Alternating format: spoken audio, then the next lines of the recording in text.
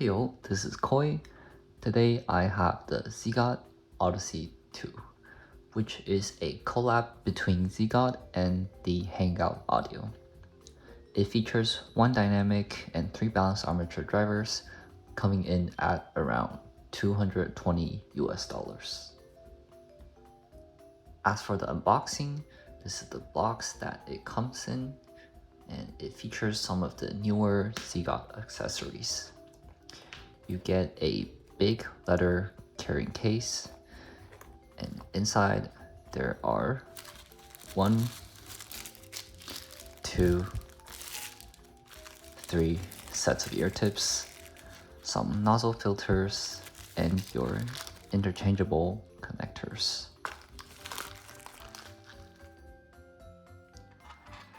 The Odyssey 2 comes in this green and black glittery faceplate, which is similar design to some of the other ZiiGaat IEMs. The shell is made out of metal, which is nice, but feels a bit different than the shell on the Crinier Meta or the Hercules Noah. Those metal shell feels heavier and just a little bit more premium in hand. The fit and comfort are okay. ZiiGaat shell to me are slightly on the larger side, with this part being a little uncomfortable for long listening sessions. Therefore, I would recommend people that have small ears to try out any ZiiGaat shells before purchasing one. The cable is a black and green intertwined 4-core interchangeable cable. It has ZiiGaat's newer cable parts and feels more premium than the older ones. The cable has a bit of memory, but is a decent and usable cable. Moving on to the sound, the Odyssey 2 has a very non-offensive, slightly warm leaning sound. It's nice if you want a chill and relaxed IEM, but it can also come across as somewhat boring. The bass is more sub-bass focused with a more neutral mid-bass. It doesn't sound particularly bassy due to the more neutral mid-bass, but still leans slightly warm. The sub-bass on the Odyssey 2 is deep, but not overwhelming. Combined with the mid-bass, the overall bass presentation feels less punchy, rather more thumpy and rumbly due to the sub-bass emphasis. The mid-range feels natural with a hint of warmth. The male vocals sound better thanks to the warm leaning bass, giving them fuller and more natural presence. Female vocals, on the other hand, come across as clean and natural, but not particularly engaging.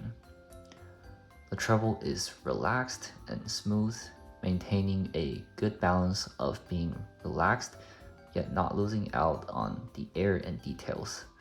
This makes the treble very easy to listen to if you're someone who are treble sensitive. However, the treble can also sound a tiny bit unnatural and has a slight edginess to it. It's not very noticeable in most music, but it becomes more apparent with orchestral tracks. Moving on to technicalities, the resolution and details on the Odyssey 2 is average for a $200 to $300 IEM. What surprised me was the noticeably wide soundstage, and I would give it a 4 out of 5 for soundstage in an IEM. Not only that, it has very good and accurate imaging, which is a plus if you want to game on these.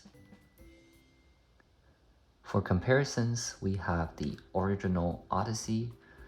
The original Odyssey has a little more mid-bass and just a little bit less sub-bass, giving a more neutral bass presentation. It also has more treble, which helps makes it less dull and boring like the Odyssey 2 can sometimes. If I had to pick between the original Odyssey and the new one, I would probably still pick the older one. Another set to look at is the Xduoo DaVinci, which you can find for around the same price as the Odyssey 2 or cheaper now. The DaVinci is a bassy set with decent vocals and treble. It is a lot more fun and exciting than the Odyssey 2 with more bass and a better mid-range. Lastly, the Awful Performer 7 is similarly priced contender that has a mild V sound signature. Overall, the P7 is more balanced, but is different than the Odyssey 2.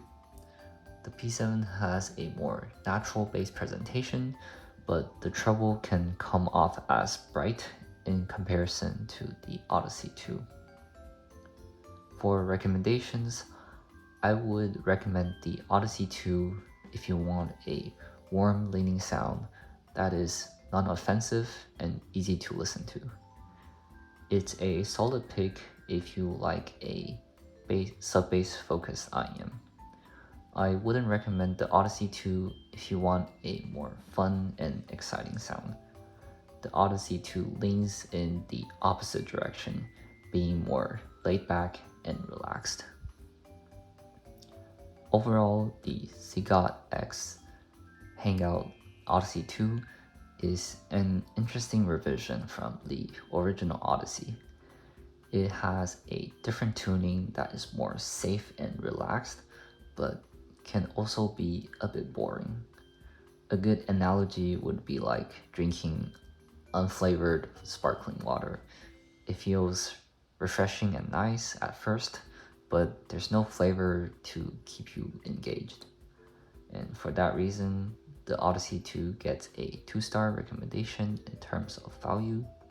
It's a solid and safe purchase, but it simply doesn't offer much in the way of fun or uniqueness. This has been Koi. Thank you for watching, and I'll catch you next time.